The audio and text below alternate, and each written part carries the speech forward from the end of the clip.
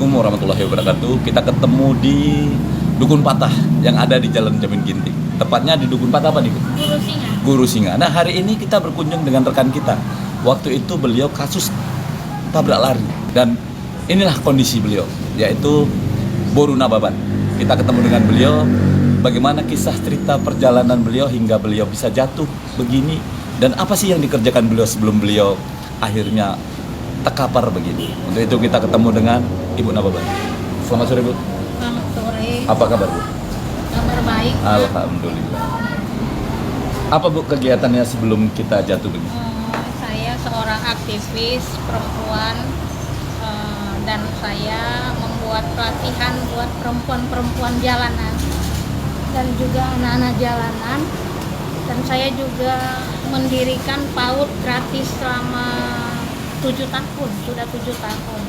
Anak-anak yang tidak mampu kita buat di PAUD gratis kita, semua kita benahi dari mulai keperluan anak-anak sampai semuanya, kita tidak pernah kutip biaya apa-apa.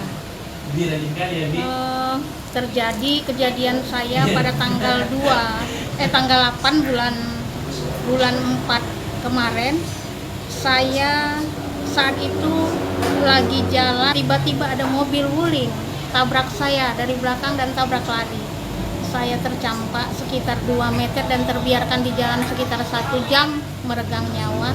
Saya mengalami patah kaki, tempurung pecah dan tulang bawah juga patah, rahang geser, rahang sebelah kanan. Jadi di saat itu ada seorang tukang becak yang menolong saya dan membawa saya ke Dukun Patah ini secara langsung. Jadi selama proses kejadian ini, Bu, ini kan membutuhkan biaya. Ya, Sementara yang melanggar Ibu kan tuh lari. lari Pak. Nah, siapa yang biaya ini? Ya, kalau mengenai pembiayaannya, ya terpaksa kita harus tanggulangi sendiri Pak, sedaya mungkin. Tapi ya disinilah saya bermohon apa tanggapan daripada pemerintah mengenai kejadian-kejadian seperti saya alami seperti ini.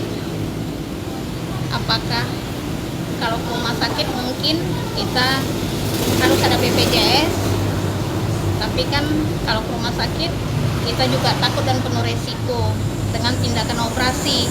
Tetapi kalau alternatif, ya disinilah apa yang berlaku, ini yang kita harapkan dari pemerintah selanjutnya. Apakah ada anggaran yang nantinya ditetapkan dari pemerintah, apa ada anggaran nanti yang akan dibawa di dalam rapat agenda DPRD buat seperti kami ini aktivis. Kadang kami juga selalu diintip orang di jalan, padahal kita berbuat membantu untuk yang kemanusiaan, anak-anak yang tidak mampu untuk sekolah, tetapi ya beginilah kejadian yang kita alami. Harapan Ibu bagi pengendara wuling yang melanggar Bu Ida hari ini, Boru Nababan, harapan Ibu, apa harapan dengan beliau? Tolong disampaikan Bu Isan dulu.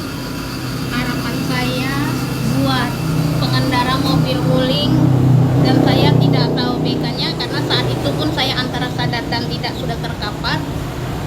Saya hanya berharap semoga dia menyadari akan kesalahannya di dalam yang berlalu lintas, dan semoga dia diberikan Tuhan kedamaian dan terbuka hatinya mengingat peristiwa yang kejadiannya terhadap saya, diri saya. Itu aja Pak. Untuk pengendara wuling, hari ini Ibu Idanya masih ada di Jalan Jamin Ginting ini, di Dukun Patah ini. Mungkin kalau Anda melihat channel ini, terbuka hati Anda, bagaimana kondisi beliau hari ini? Seandainya itu yang terjadi dengan Anda, bagaimana ini? Nah, hari ini Ibu Ida ini, beliau single parent, punya putri. Hari ini putrinya pun tidak kuliah lagi. Kenapa? Karena faktor biaya. Untuk biaya hidup beliau aja alangkah ya miris kita melihatnya. Kita akan tanya lagi dengan beliau. Jadi Bu, bagaimana kelanjutan dengan putri Ibu yang kuliah ini sampai Iya. sekarang ini? Di satu sisi karena saya mengalami yang seperti ini karena ketertiadaan biaya, akhirnya putri saya rela berkorban tidak meneruskan pendidikannya lagi karena di saat ini saya butuh biaya untuk penanggulangan biaya saya di pengobatan, biaya pengobatan saya Pak. Jadi Bu, ada nggak waktu kejadian ini kita lapor ke pihak polisi atau ke mana? Di saat itu karena saya sudah bingung, saya sendiri tindakan hanya terpikirkan bagaimana untuk, karena kaki sudah saya lihat mengerikan, dan di satu sisi saya juga sudah merasakan ketakutan, tidak terpikir. Setelah sadar beberapa lama kemudian baru ada kepikiran saya, tapi itu pun kadang saya dengar dari ada kawan-kawan sebagian, kalaupun dilapor ke pihak kepolisian, ya mungkin itu hanya terbata-bata seperti itu saja. Kita akan cari siapa sih pahlawan Abang Becak yang sudah mengantar beliau ke sini. Karena mungkin ini karena kuasa Allah. Kalaulah pada saat itu tukang becak itu tidak ada di situ, kita pun tidak tahu bagaimana nasib Bu Ida Borunababan ini. Jadi apa yang mau Ibu ucapkan terima kasih sama tukang becak kita? Saya sangat mengucapkan terima kasih yang tak terhingga kepada Abang Becak yang menolong saya di saat kejadian dan membawa saya ke Dukun Patah pada tanggal 8 bulan 4 2022 kemarin. Semoga Tuhan memberikan rezeki yang banyak dan berlimpah kepada Abang Becak yang sudah menolong saya pada saat kejadian saya. Jadi inilah perjalanan kita hari ini. Mudah-mudahan bagi pengendara wuling, kami sudah hadir di sini. Anda melihat channel ini, mudah-mudahan terbukalah hati Anda dan kita berbagi di dunia ini. Masyarakat membutuhkan kejujuran hari ini. Mungkin Anda bisa melihat bagaimana kondisi rekan kita hari ini. Saya akhiri, wabillahi taufiq wal hidayah. Assalamualaikum warahmatullahi wabarakatuh.